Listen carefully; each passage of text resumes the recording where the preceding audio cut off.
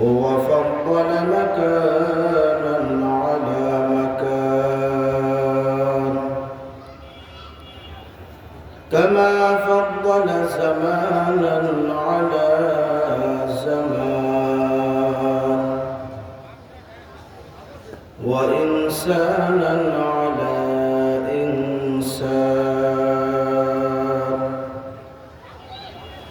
ونشهد أن سيدنا وسندنا وحبيبنا وحبيب ربنا وطبيبنا وطبيب قلوب ربنا ومولانا محمدا عبده ورسوله الذي أرسله الله تعالى بالحق بشيرا ونذيرا وداعيا إلى الله بإذنه وسراجا وقمرا منيرا أما بعد فأعوذ بالله من الشيطان الرجيم بسم الله الرحمن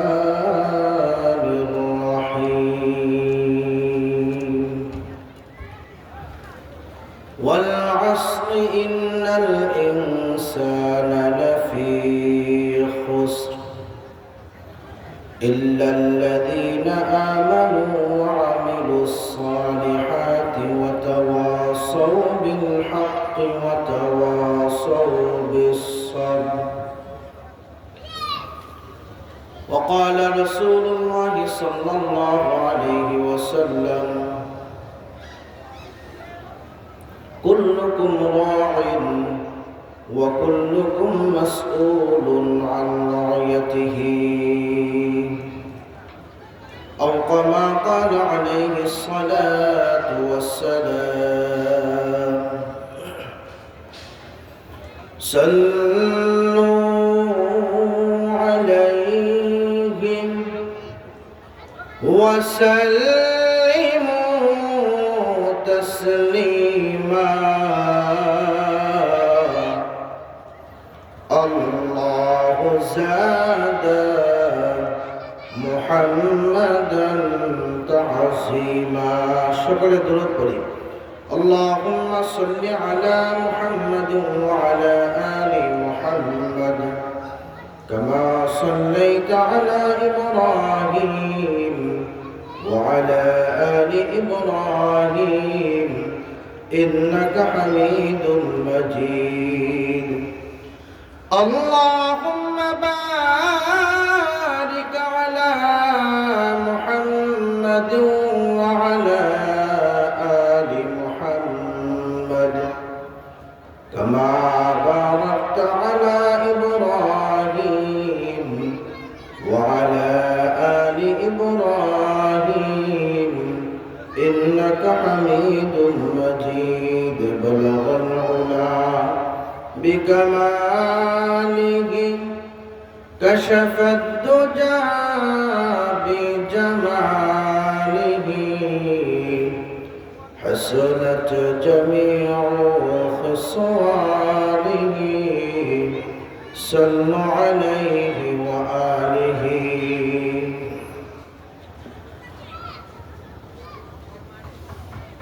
الحمد لمن قدر خيرا وخبالا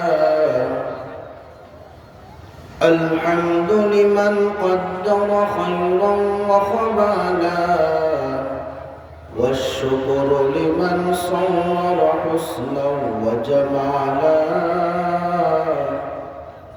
والشكر لمن صور حسنا وجمالا فرد وصد عن صفة الخلق بريون فرد فرد وصد عن صفة الخلق بريء رب أزلي خلق الخلق كمالا رب أزلي خلق الخلق كمالا لا ضد ولا ند ولا حد لمولاه لا ضد ولا ند ولا حد لمولاه الآن كما كان ولم يلق زوالا الآن كما كان ولم يلق زوالا আলহামদুলিল্লাহ।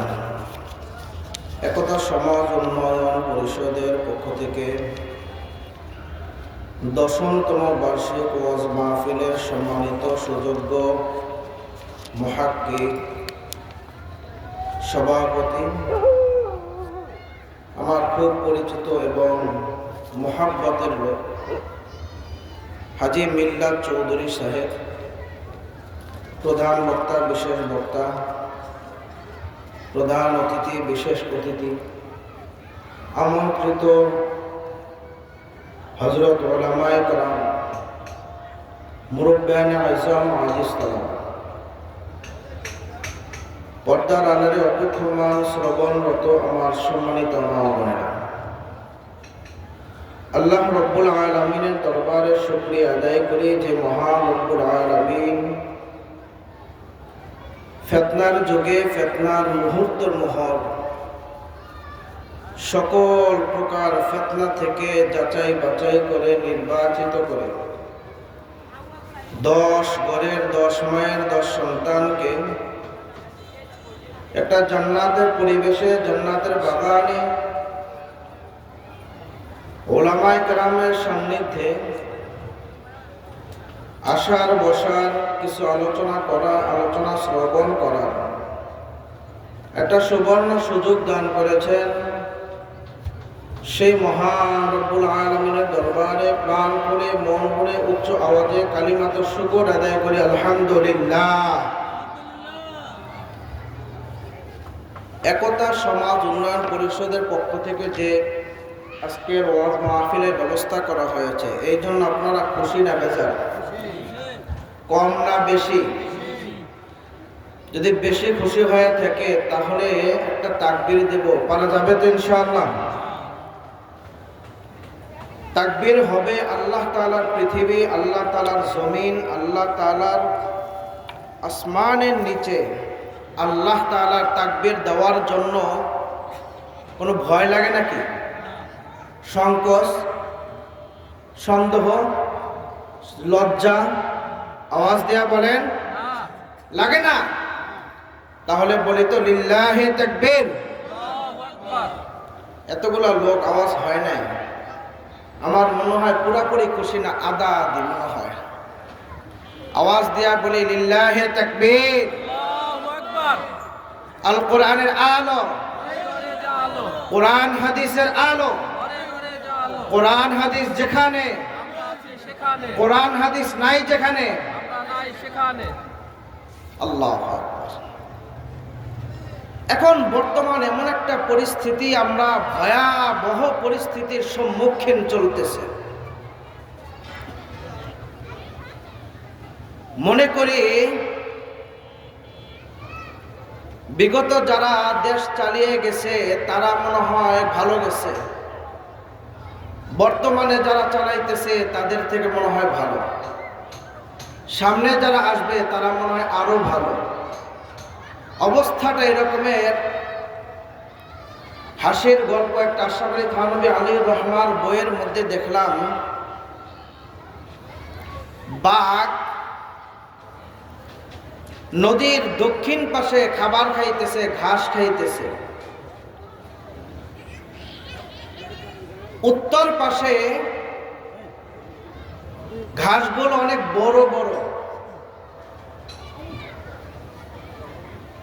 গরু চিন্তা করতেছে উত্তর পাশে যদি আমি ঘাস খাইতে যাই, বড় বড় ঘাসগুলো যদি অনেক মজা, অনেক তাজা তাজা হবে,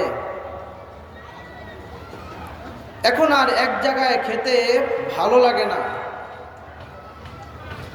এই মনে করে গরু নদী পাড়ি দিয়ে ওপার গেল। ওপার গিয়ে আবার যেই ঘাস খাওয়া শুরু করে, অমনি করে বাঘের সওয়াল থেকে, বাঘের আক্রমণ থেকে সে আর রক্ষা পেয়ে না পেয়ে তার জীবনটাই হারাই। আমাদের অবস্থা এরকমের, আমরা মনে করি এই অবস্থা কেন, এর থেকে সামনে যাবে সে মনে হয় ভালোই আসবে। এতটুকু মনে রাখতে হবে, যতক্ষণ পর্যন্ত কোরআনের বিধান চালু না হবে, উলামায়ে কেরামের সান্নিধ্য নিয়ে দেশ পরিচালনা না হবে, ততক্ষণ পর্যন্ত দেশে শান্তি হবে না। কথা বলো ঠিক কিনা? হাতের এ পিঠ আর ও পিঠ, হাত। ও দুনিয়ার মুসলমান ইমানদার, এমন একটা সময় আমরা পার করেছি যেই সময়গুলো কোরআনের কথা বললে হাতে পায়ে বেরিয়া লাগাইয়া দেয়, ডান্ডা বেরি লাগাইয়া কাশিমপুর কারাগারের মধ্যে রাখা হয়। অথচ কাশিমপুর কারাগারের পাশে আমি থাকি। কাশিমপুর কারাগারের মধ্যে যত প্রকার নেতা নেত্রীরা ছিল, প্রত্যেককে আনন্দ করার জন্য তাদের মহিলা দেওয়া হয়েছিল। ও দুনিয়ার মুসলমান, তাদের মনে হয় যেন তারা শ্বশুর বাড়ি গেছে, ওলামায়ে কেরামরা যেন কয়েদখানায় গেছে। দেখলে মনে হয় ওলামায়ে কেরাম তারা এমন একটা জাতি, ওলামায়ে কেরামদের কারণে আজকে পুরা পৃথিবী, পুরা বাংলাদেশ আজও নিরাপদে আছে। কথা বলো ঠিক কিনা? ও দুনিয়ার মুসলমান ইমানদার, সেই সরকার জুলুম করার কারণে পৃথিবীর জমিনে যারা জুলুম করেছে, যারা নির্যাতন করেছে, নির্যাতন স্টিম রুলার চালাইছে, কোনোদিন কেউ থাকতে পারে নাই। আজ পর্যন্ত ইতিহাসে এমন নাই, ফিরাউন থাকতে পারে নাই, নমরুদ থাকতে পারে নাই, আবু জাহেল থাকতে পারে নাই, এমনকি বুশ পর্যন্ত থাকতে পারে নাই। শুধু তাই নয়, বাংলাদেশের নির্যাতনকারী জুলুমকারী সরকারও থাকতে পারে না। কথা বলো ঠিক কিনা? যারা জুলুম করবে তাদের বিচার আল্লাহর রাসূল বলেন দুনিয়াতেও হবে, আখিরাতেও হবে। সুতরাং পলাতক অবৈধ সরকার এটাই প্রমাণ করে তারা মানুষের উপরে জুলুম করেছিল, মানুষের উপরে নির্যাতন চালিয়েছিল, যার কারণে আজকে তারা দেশেও থাকতে পারে না। তাদের হিসাব তারা কোঠায় কোঠায় নিতেছে। এই জন্য মুসলমান ইমান হারা অবস্থায় চলতেছে মানুষগুলো। আল্লাহ রাসূল বলেন সকালবেলা ইমানদার, বিকালবেলা বেঈমান। সেই মুহূর্ত আমরা পার করতেছি রে মুসলমান। কথা কাজে ঠিক নাই, লেনদেনে ঠিক নাই, সকালে এক কথা বিকালে আর এক কথা। ও দুনিয়ার মুসলমান, শুধু তাই নাই রে মুসলমান, শুধু জালিম সরকারের কথা তো এক অবস্থায় রেখে দেন, তারপরে একের পর এক যত নির্যাতন যারা চালাইছে রে মুসলমান, কেউ থাকতে পারে নাই। শুধু তাই না রে মুসলমান, এমন মুহূর্ত আমরা পার করতেছি যেই মুহূর্তটা হইল ঈমান হরণের অবস্থা চলতেছে। শুরুতেই বলে নেই, ইসকান নামক একটা সংগঠন বাংলাদেশে আছে না? নাম শুনছেন? ইসকান সংগঠনের মধ্যে তারা মুসলমানদের ঈমান হরণ করতেছে। তারা মুসলমানদের ঈমান নিয়ে সিনেমিনি খেলতেছে। কিরকমের? মুসলমানদেরকে 2টা টাকা দেয়, মুসলমানদের কিছু উপকার করে, কিছু উপকার করে তার ঈমানটাকে নষ্ট করে এইভাবে যে তোমরা আমার দলে এসে তোমরা রাম রাম শ্রী রাম রাম বলতে থাকো, তোমরা হরি রাম হরি কৃষ্ণ বলো, আল্লাহর নাম নিয়ে তোমরা চলো না, আল্লাহর কথা বলো না। এই কথা এই বলার কারণ হইল এটাই প্রমাণ করে তারা পলাতক সরকারের অধীনে থেকে ছত্র ছায়ায় থেকে তারা মানুষদের উপরে জুলুম করেছে, যার কারণে তারাও ধরা খেয়েছে। কথা বলো ঠিক কিনা? ও দুনিয়ার মুসলমান ঈমানদার, এই সময়গুলো পার করা হয়েছে। আল্লাহ রাব্বুল আলামিন আমাদেরকে জানায় বলতেছে, ও দুনিয়ার মুসলমান, সময়কে স্মরণ করো, সময়কে হেফাজত করো।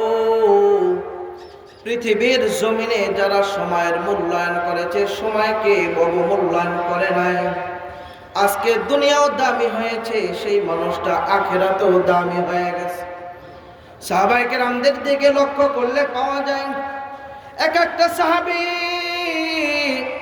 যাদের জন্য জাহান্নাম ছিল, সময়কে মূল্যায়ন করার কারণে, ঈমান আনার কারণে, বিশ্ব নবীর দরবারে বিশ্ব নবীর ছাত্র হওয়ার কারণে, রাসূলের দরবারে পড়ে থাকার কারণে আবু হুরায়রা দুনিয়াও দামি আখিরাতেও দামি।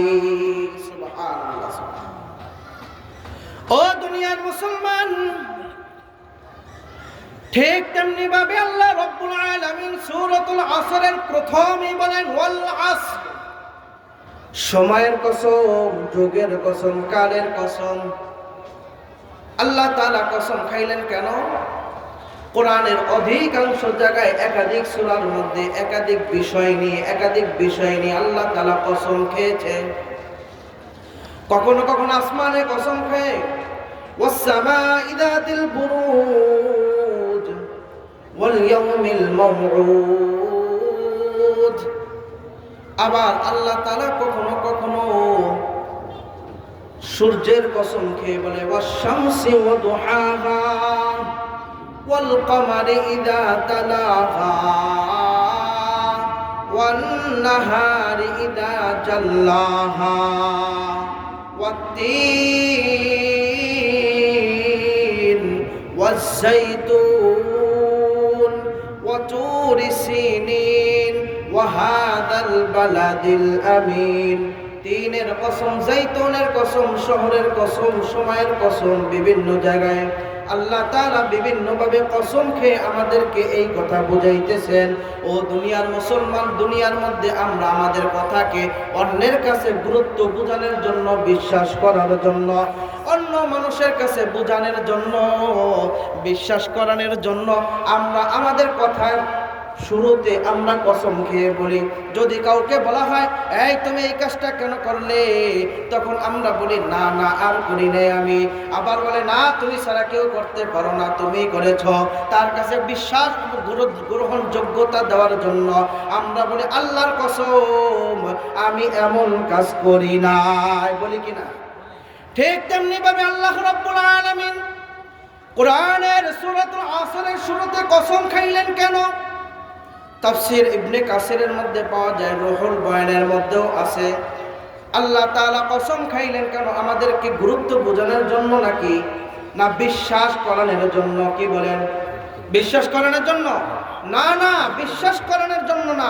আল্লাহ যেই কথা কসম ছাড়াও বলেন ওটাও গুরুত্বপূর্ণ, যেই কথাগুলো কসম খেয়ে বলেন ওটাও গুরুত্বপূর্ণ। আল্লাহ তাআলা যেই কথার শুরুতে কসম খান ওইটাও দামি, যেই কথাগুলো কসম ছাড়া বলেন ওটাও দামি। কথা বলো ঠিক কিনা? ও দুনিয়ার মুসলমান ঈমানদার, আল্লাহ তাআলা কেন কসম খাইলেন? তাফসীরে জালালাইনের মধ্যে পাওয়া যায়, তাফসীরে রুহুল বয়ানের মধ্যে আসছে, ইবনে কাসিরের মধ্যে পাওয়া যায়। আল্লাহ তাআলা কসম খাইলেন এই জন্য আমাদেরকে ভালোবাসেন, ভালোবাসা বুঝানোর জন্য আল্লাহ তাআলা কসম খেয়েছে। সুবহানাল্লাহ, সুবহানাল্লাহ। ও দুনিয়ার মুসলমান, আল্লাহ তাআলা কেনই বা কসম খাইলেন? আমাদেরকে মহব্বত করেন তার জন্য। ও দুনিয়ার মুসলমান, ফিরআউন যখন পানির মধ্যে যায়, ফিরাউন যখন পানির মধ্যে ডুবু খায়, ডাক দিয়া বলে, ও গো মুসা, তুমি বাঁচাও, তুমি বাঁচাও। আল্লাহর নজর ফিরাউনের মুখের দিকে ছিল। যদি একটা বার বলতো আল্লাহ তুমি বাঁচাও, আল্লাহ তাআলা মুসাকে ডাক দিয়ে বলে, ওরে মুসা, ফিরাউন তোকে বারবার বলেছে, একবারও তুই তাকাস নাই। যদি আমার দিকে একবার বলতো আল্লাহ তুমি বাঁচাও, আমি তোকে পানির থেকে উত্তোলন করে বাঁচায়া দিতাম। ও দুনিয়ার মুসলমান, কারণ যখন সম্পদ নিয়ে মাটির নিচে ডাবতেছিল, তখন মুসার কাছে বলতেছে, রে মুসা, মাটি আমাকে গ্রাস করে নিতেছে, মাটি আমাকে গ্রাস করতেছে, আমি মাটির নিচে ধ্বংস হয়ে যাইতেছি, আমাকে বাঁচাও। আল্লাহ তাআলা মুসাকে ডাক দিয়া বলতেছে, ওরে মুসা, যদি তোকে যতবার ডেকেছে, একবার যদি আমাকে বলতো আল্লাহ তুমি আমাকে বাঁচাও, যদি একবার ইস্তেগফার করে তওবা করতো, আমি আল্লাহ ওকে মাটির উপর, মাটির থেকে আমি উত্তোলন করতাম। কারণ আল্লাহর সুনজর তাদের প্রতিও ছিল, দেখতো, দেখে সেও আল্লাহকে আল্লাহ বলে ডাক দেয় কিনা। তার ভালোবাসা তাদের প্রতিও ছিল, আমাদের প্রতিও আছে।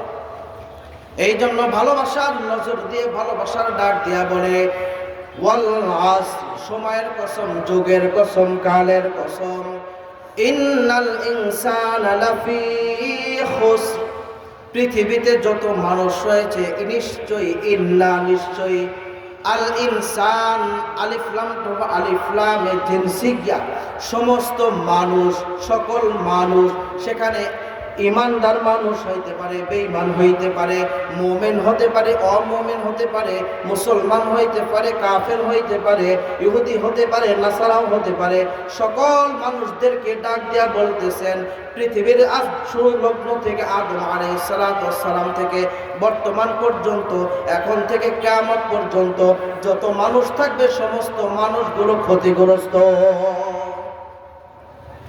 ও দুনিয়ার মুসলমান, আল্লাহ তাআলা বলেন সকল মানুষ ক্ষতিগ্রস্ত। ইন্নাল ইনসান লাফি খুসর, ক্ষতির মধ্যে রয়েছে, লাফি খুসর, তারা ক্ষতি সাধনের মধ্যে আছে। শুধুমাত্র 4 গুণওয়ালা মানুষ। কয় গুণওয়ালা? আওয়াজ দিয়া বলেন, কয় গুণওয়ালা? আরো আওয়াজ দিয়া বলি, কয় গুণওয়ালা? 4 গুণওয়ালা মানুষ। এই মানুষগুলো ক্ষতির থেকে মুক্ত, তারা ক্ষতির মধ্যে নয়। আল্লাহ তাআলা বলতেছেন, ইল্লাল্লাযীনা আমানু ওয়া আমিলুস সালিহাত ওয়া তাওয়াসাউ বিল হাক্কি ওয়া তাওয়াসাউ বিস সাবর। ইল্লাল্লাযীনা আমানু, যারা ঈমান আনয়ন করে। ঈমানদার কারা? আল্লাহ তাআলা, আল্লাহ রাব্বুল আলামিনের বন্ধু বিশ্বনবী সাল্লাল্লাহু আলাইহি ওয়াসাল্লাম আমাদেরকে জানায় বলতেছেন, আমরা কালিমা পড়ছি না, আমানতু বিল্লাহি ওয়া মালাইকাতিহি ওয়া কুতুবিহি ওয়া রুসুলিহি ওয়াল ইয়াউমিল আখির ওয়াল কদরি খাইরিহি ওয়া শাররিহি মিনাল্লাহি তাআলা ওয়াল বা'সি বাদাল মাউত। পড়ছি না কালিমা? এই কালিমার মধ্যে আল্লাহর রাসূল 8টা বিষয়কে জানাই বলতেছেন, ওয়াল আসর, ইন্নাল ইনসানা লাফি খুসর, ইল্লাল্লাযীনা আমানু ওয়া আমিলুস সালিহাত। ঈমান কাকে, ঈমানদার কাকে বলে? আমরা এদিকে লক্ষ্য করি। 1 নাম্বার ঈমানদার বলা হয় আমানতু বিল্লাহ, যারা আল্লাহর প্রতি ঈমান আনয়ন করে। 1 নাম্বার আমানতু বিল্লাহ ওয়া মালাইকাতিহি, আল্লাহ তাআলার যত ফেরেশতা রয়েছে সকল ফেরেশতার উপর ঈমান আনয়ন করে। ওয়া মালাইকাতিহি ওয়া কুতুবিহি, আল্লাহ রাব্বুল আলামিন আদম আলাইহিস সালাতু ওয়াস সালাম থেকে নবী মুহাম্মদুর রাসূলুল্লাহ সাল্লাল্লাহু আলাইহি ওয়াসাল্লাম পর্যন্ত যত কিতাব অবতীর্ণ করেছেন, যত সহিফা অবতীর্ণ করেছেন, 104 খানা কিতাব, সহিফা 100 হলো সহিফা, 4 খানা হলো কিতাব। এইগুলো যে নাজিল করেছেন এর উপর ঈমান আনয়ন করে, এইগুলো বিশ্বাস করে, কোরআনকে সাক্ষী দিয়ে, কোরআনটাকে মেনে নিয়ে যারা চলবে, আল্লাহ তাআলা বলেন ওইটাই ঈমানদার। ও দুনিয়ার মুসলমান, ঈমানদার আল্লাহর গোলাম। আল্লাহর নবী সরকার দু আলম রাহমাতাল লিল আলামিন বলেন, আমানতু বিল্লাহি ওয়া মালাইকাতিহি ওয়া কুতুবিহি ওয়া রুসুলিহি। নবী আলাইহিস সালাতু ওয়াস সালাম আদম আলাইহিস সালাতু ওয়াস সালাম থেকে নবী মুহাম্মদ পর্যন্ত যত নবী রাসূল এসেছে সমস্ত নবী রাসূলদের উপর ঈমান আনয়ন করতে হবে। কোন নবীকে নিয়ে কেউ কটাক্ষ যদি করে, কোন নবীর যদি দোষ কেউ যদি চর্চা করতে থাকে, সে তাবলীগের হোক না কেন, আলেম হোক না কেন, যত বড় মুরব্বী হোক না কেন, ওটা মুসলমান নয়, ওটা এক নাম্বার কাট্টা মুনাফিক। কথা বলো ঠিক কিনা? যারা রসুলকে নিয়ে কটাক্ষ করতে পারে, যারা রসুলের দোষ বর্ণনা করতে পারে, যারা মুসা আলাইহিস সালাতু ওয়াস সালামের দোষ বলতে পারে, যারা জাকারিয়া আলাইহিস সালাতু ওয়াস সালামের দোষ বলতে পারে, ওরা ঈমানদার নয়, ওরা ঈমানদারও নয়, ওরা কাট্টা মুনাফিক, কাট্টা মুনাফিক। কথা বলো ঠিক কি না? আবার তাবলীগের কাজ করো তোমরা, তাবলীগের লেবাস দেখাইয়া মানুষদের ঈমান হরণ করতেছো। সাবধান হয়ে যাও, বাংলার জমিনে জায়গা হবে না তোমাদের। তোমরা নিজামুদ্দিন চলে যাও, বাংলাদেশে তোমরা থাকতে পারবে না। তো বাংলার প্রত্যেকটা মসজিদ চলবে উলামায়ে কেরামদের নেতৃত্বে, বাংলাদেশের তাবলীগ চলবে উলামায়ে কেরামদের নেতৃত্বে, বাংলাদেশের মার্কাজগুলো চলবে, নারায়ণগঞ্জের মার্কাজ চলবে, ঢাকার মার্কাজ চলবে, প্রত্যেকটা মার্কাজ চলবে উলামায়ে কেরামদের নেতৃত্বে। কথা বলো ঠিক কিনা? যারা রসুলদের নিয়ে গালিগালাজ করো, রসুলদের দোষ চর্চা করো, যারা মুসা আলাইহিস সালাতু ওয়াস সালামের দোষ বর্ণনা করো, যারা জাকারিয়া আলাইহিস সালাতু ওয়াস সালামের দোষ বর্ণনা করো, শুধু তাই নয়, তারা একথাও বলে আল্লাহর কাছে নাকি হেদায়েত নাই, হেদায়েত ওদের কাছে। বলি নাউজুবিল্লাহ। ও মুসলমান, সাবধান হয়ে যাও তোমরা। তোমাদের ঈমান হরণ করার জন্য চতুর্দিক থেকে উঠে পড়ে লেগেছে, শৃগালের মধ্যে হিংসাত্মকভাবে লেগে পড়েছে। আজকে শুধু তাই নয়, 2018 সালে ইস্তেমার ময়দানে আলেম ছাত্রদেরকে, উলামায়ে কেরামদেরকে, সাধারণ মানুষদেরকে, ঈমানদারদেরকে তোমরা হত্যা করেছো। মানুষ ভুলে যায় নাই। তোমরা 2024-এ এসে তোমরা আবার আলেমদেরকে উপর অত্যাচার করতে চাও। প্রতিটা মসজিদের মধ্যে তোমরা বিশৃঙ্খলা করো। ওদেরকে যদি বলা হয়, ও দেখেন তারা মুনাফিক কিভাবে, ওদেরকে যদি বলা হয় তোমরা মসজিদে বিশৃঙ্খলা করো কেন, বলতেছে আমরা শান্তি শৃঙ্খলা করতেছি। এই কথাগুলো রসুলের জমানায় হয়েছে। রসুলের জমানায় মুনাফিকদেরকে যখন বলা হয়তো এই তোমরা বিশৃঙ্খলা করো কেন, বলতেছে আমরা শান্তি শৃঙ্খলা, শান্তি বাড়িনি। আল্লাহ রাব্বুল আলামিন মুনাফিকের পরিচয় দিয়ে বলেন, وَإِذَا لَقُوا الَّذِينَ آمَنُوا قَالُوا آمَنَّا وَإِذَا خَلَوْا إِلَى شَيَاطِينِهِمْ قَالُوا إِنَّا مَعَكُمْ إِنَّمَا نَحْنُ مُسْتَهْزِئُونَ। ও দুনিয়ার মুসলমান ঈমানদার, এই মুনাফিকগুলো আল্লাহর রাসূলের জমানায় ছিল কিনা? এখন বর্তমানে মনে হয় নাই। কি বলেন নাই? এই ধরনের মুনাফিক এই ফতুল্লার এলাকায় মনে হয় নাই। আছে? বাংলাদেশে কম না বেশি? এই মুনাফিকের বাচ্চারা, মুনাফিকগুলো আপনাদের ঈমান নষ্ট করতেছে, আপনাদেরকে ধরে ধরে জাহান্নামে নেওয়ার জন্য পায়তারা চালাইতেছে। একটা প্রমাণ হতো আমাদের বুজুর্গনে দিনটা বলেন, বর্তমান যারা সাদিয়ানি গ্রুপ আছে, এটা তাবলীগী গ্রুপ না, এটা বেদাতি গ্রুপ, বেদাতি গ্রুপ। কথা বলো ঠিক কিনা? শুধু বেদাতি নয়, তাদের কথার বক্তব্য অনুযায়ী বোঝা যায় তারা কাট্টা মুনাফিক। কারণ রসুলের কাছে যারা আসতো, যদি জিজ্ঞাসা করতো, তাদের দলের, শয়তানের দলের লোকেরা বলতো, এই তোর রসুলের দরবারে যাসকে, আমরা না অমুসলিম, তুই তো আমার দলের লোক, তুই আবার মুহাম্মাদের দরবারে কেন যাস? তা বলতেছে ওয়াইদা লাকুল্লাযীনা আমানু, মুহাম্মদ যখন জিজ্ঞাসা করতো, সাহাবায়ে কেরামরা জিজ্ঞাসা করতো, তুমি আমাদের কাছে কেন আসলা? বলতেছে আমান্না, আমিও তোমাদের মতো একজন। ওয়াইদা লাকুল্লাযীনা আমানু, যখন ঈমানদারদের সাথে মিলিত হয়, ঈমানদারদের সাথে যখন বসে, মসজিদে এসে যখন বসে, ইমাম সাহেবদের কাছে যেয়ে বসে, নামাজের যখন দাঁড়ায়, ইমামদের সাথে নামাজি যখন দাঁড়ায়, তখন আমরাও কিন্তু নামাজি একজন, আমরাও কিন্তু তোমাদের মতো নামাজি, পাগড়িওয়ালা, টুপলাওয়ালা। আমরাও জুব্বাওয়ালা দাড়িওয়ালা নামাজি, আমরা আমাদেরকে ভুল বোঝো না। শুধু তাই নয়, এই কথা তারাও বলে আমরাও একজন নামাজি, ওরা বলেছিল আমরা একজন ইমানদার, আমরাও ইমান আনছি আমান্না, এরা বলে আমরাও তো নামাজি। কথা বলেন মিল আছে কিনা? ওয়াইদা খালাউ ইলা শায়াতিনহিম, আল্লাহ তাআলা পরিচয় দিয়া বলতেছেন এই মানুষগুলো যখন শয়তানের সাথে মিলিত হয়, যখন শয়তানদের কাছে তাদের নিজ দলের সাথে মিলিত হয়, যখন নিজামুদ্দিন যে মিলিত হয়, যখন তাদের গ্রুপের সাথে মিলে, তখন তারা ডাক দিয়া বলতেছে ওয়াইদা খালাউ ইলা শায়াতিনহিম ক্বালু ইন্না মাআকুম, আমরা তোমাদের সাথে। মুসলমানদের নামাজে গেছিলাম, বড় বড় মসজিদে ইমামের পিছনে নামাজ পড়েছি, আমরা তো তাদের সাথে নামাজ পড়েছি তাদেরকে ঠাট্টা করার জন্য। কি করার জন্য? তাদের সাথে ঠাট্টা করার জন্য আমি তাদের সাথে নামাজে পড়েছি, রেল স্টেশন মসজিদে নামাজ পড়েছি। আমরা যখন তারা যেন বুঝে আমরাও নামাজে, কিন্তু আমরা যে মুনাফিক এটা বুঝতে দিই না।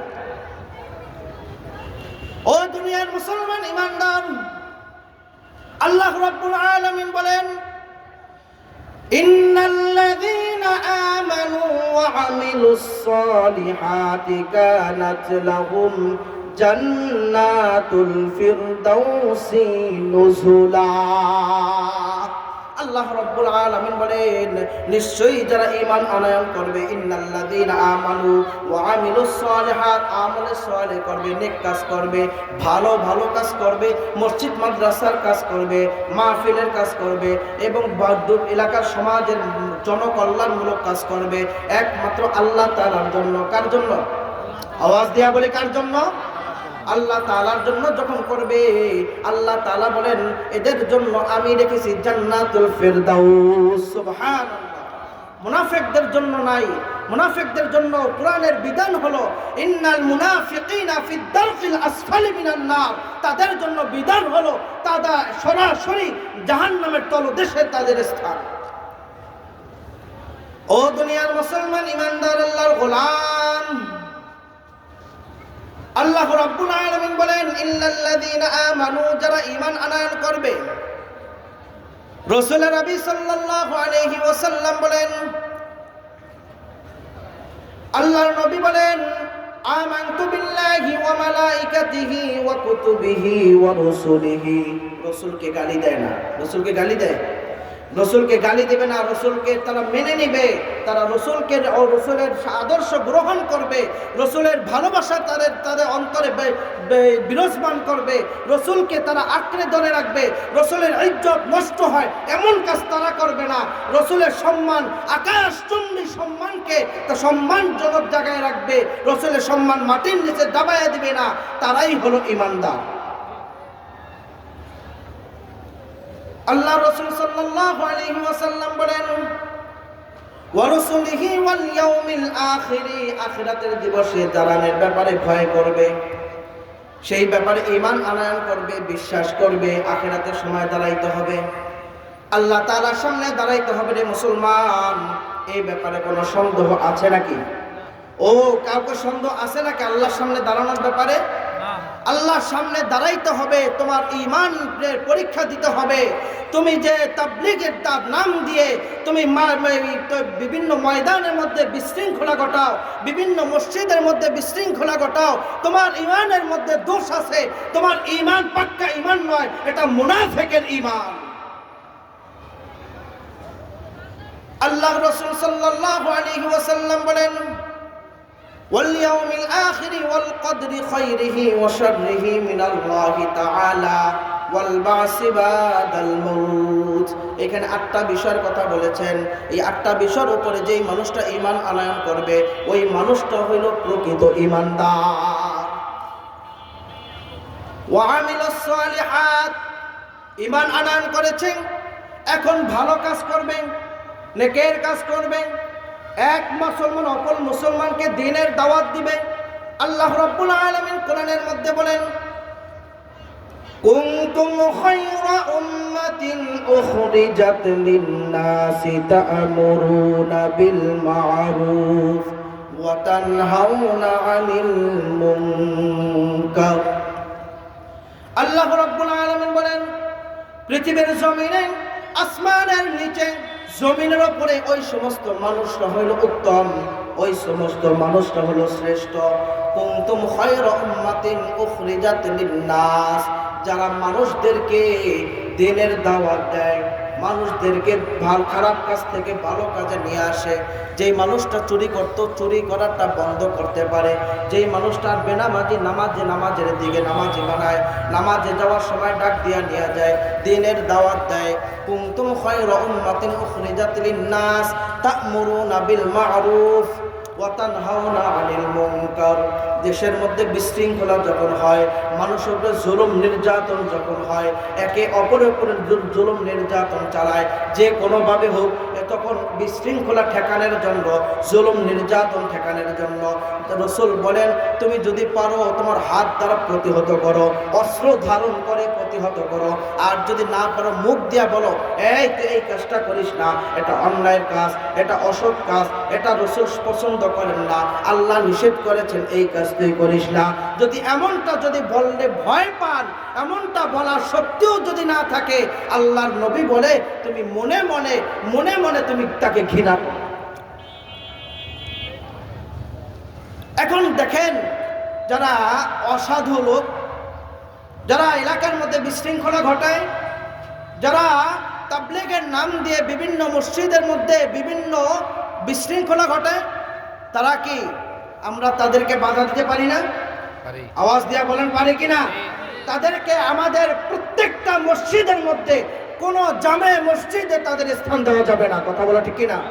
আমাদের আশুলিয়ার ভিতরে যখন এই বছর যখন তারা টঙ্গীর ময়দানে আমাদের আলেমদেরকে মারধর করলো, আমাদের সাথীদেরকে মারধর করলো, তখন আমাদের ওলামায়ে কেরামদের যে সংগঠন আছে, ওখান থেকে একটা রুলস জারি করে জানায় দেওয়া হয়েছে, এই আশুলিয়ার ভিতরে কোনো মসজিদে তাদের স্থান নাই।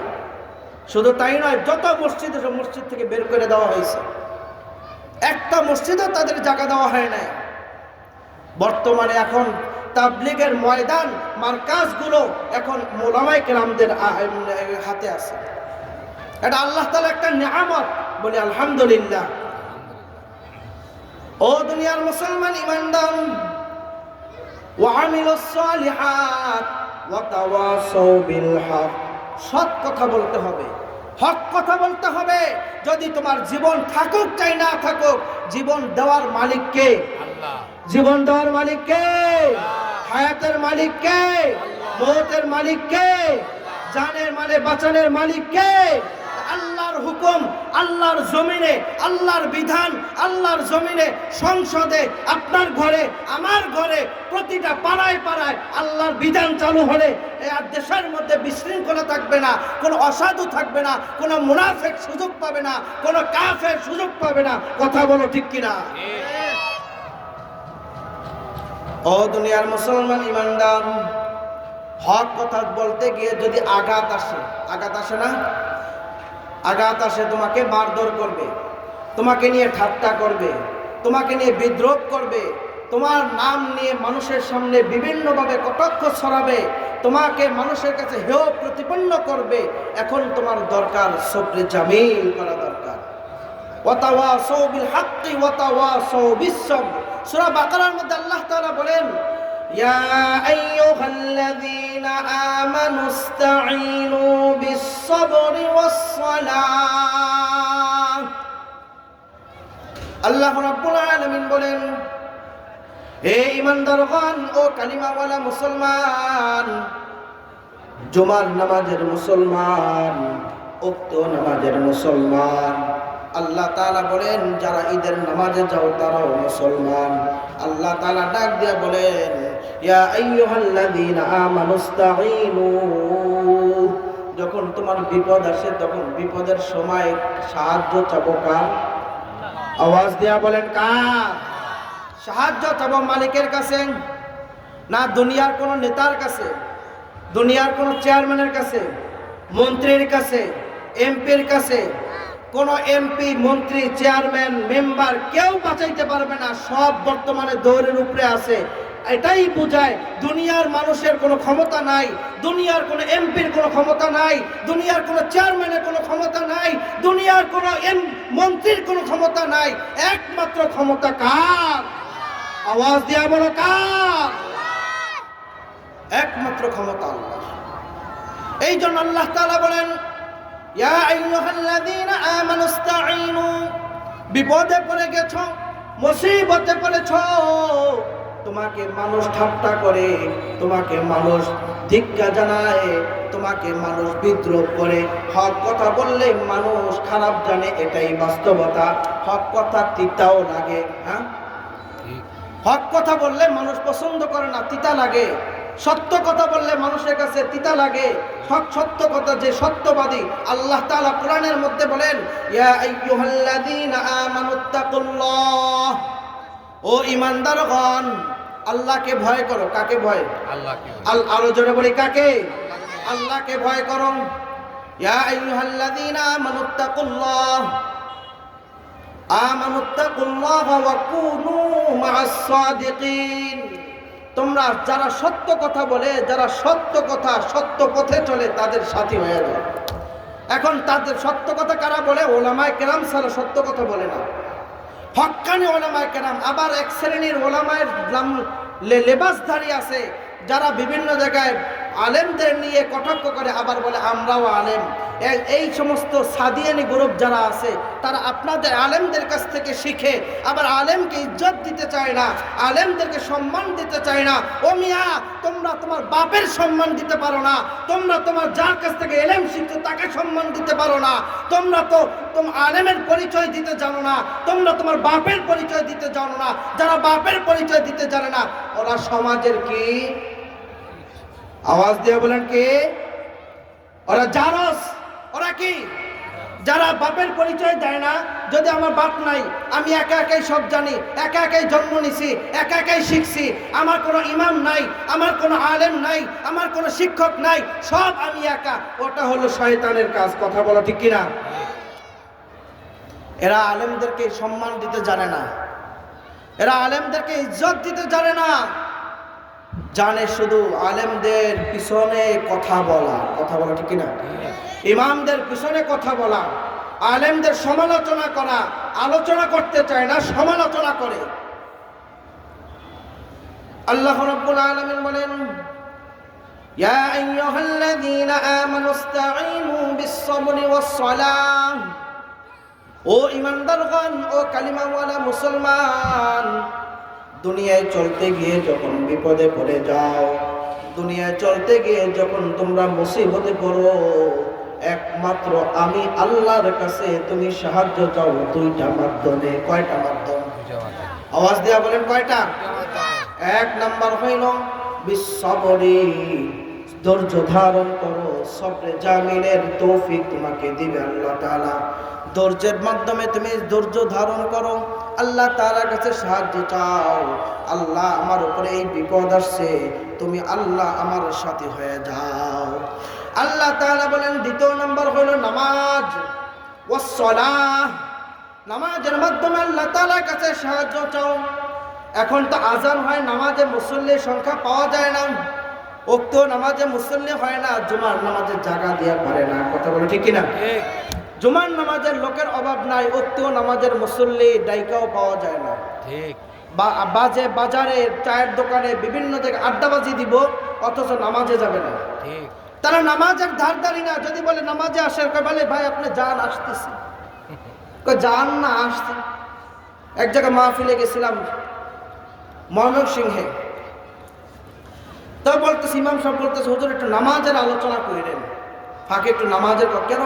মুসলমানদের নামাজের কথা বলা দরকার। কি বলেন? মুসলমানদেরকে নামাজের দাওয়াত দিতে হয়। মুসলমান জানে না নামাজ পড়তে হয়, মুসলমান জানে না নামাজ কয় ওয়াক্ত, তো নামাজের কথা বলতে হবে কেন? তো বলতেছে, হুজুর আজান দিয়ে মুসল্লি মিষ্টি দিয়েও পাওয়া যায় না। যদি বলা হয় আজকে মিষ্টি আছে, তাহলে কিছু বাচ্চা পোলাপান আসে, অথচ মুরব্বীরা আসে না। আল্লাহ তাআলা বলেন, তুমি সাহায্য চাবা কার কাছে? কার কাছে ভাই? কয়টা মাধ্যমে? একটা হলো নামাজ, আর একটা কি? সবর, ধৈর্য ধারণ করে। আল্লাহ রাব্বুল আলামিন বলেন ইন্নাল্লাহা মা'আস সাবিরিন।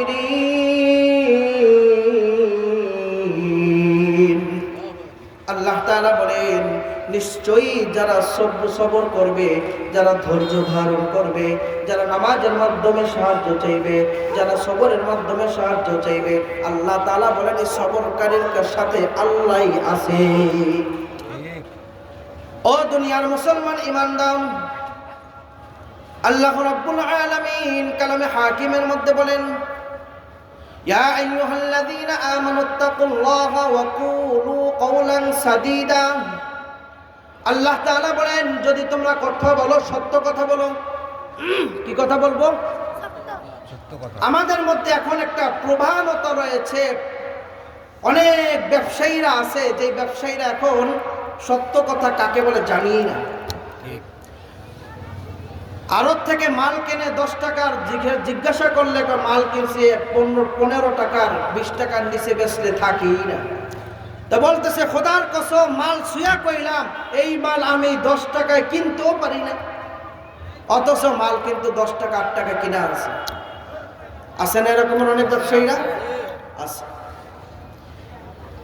ও দুনিয়ার মুসলমান ঈমানদার, সত্য কথা বলতে লাভ কি? আল্লাহ তাআলা বলেন ইয়া আইয়ুহাল্লাযীনা আমানুত্তাকুল্লাহা ওয়া কুনু মা'আস সাদিকিন। যদি সত্য যারা কথা বলে, সৎ কর্ম যারা করে, তাদের সাথে চললে আমিও সৎ হয়ে যাব। চোরের সাথে চললে চোর হওয়া যায়, ডাকাতের সাথে চললে ডাকাত, আলেমদের সাথে চললে সাধারণ মানুষও আলেম হয়ে যায়। সাধারণ মানুষও আলেমের লেবাস ধরে। জিজ্ঞাসা করলে ভাই তুমি এই দাড়ি রাখলা কিভাবে, তুমি লম্বা পোশাক পরলা কিভাবে, বলতেছে আমি অমুক আলেমের সোহবাতে গিয়েছিলাম, অমুক হক্কানি পীরের সোহবাতে থেকে আমার এই পরিবর্তন। আছে না এরকমের? এই জন্য বলায় চোরের সাথে চললে হয় চোর, গাঁজাখোরের সাথে চললে হয় গাঁজাখোর, নামাজির সাথে চললে হয় নামাজি। কথা বলা ঠিক কিনা? ও দুনিয়ার মুসলমান ঈমানদার, এই জন্য আল্লাহ রাব্বুল আলামিন আমাদেরকে বিধান দিয়ে পাঠাইলেন, আমাদেরকে 4 গুণওয়ালা বানাইতে বললেন।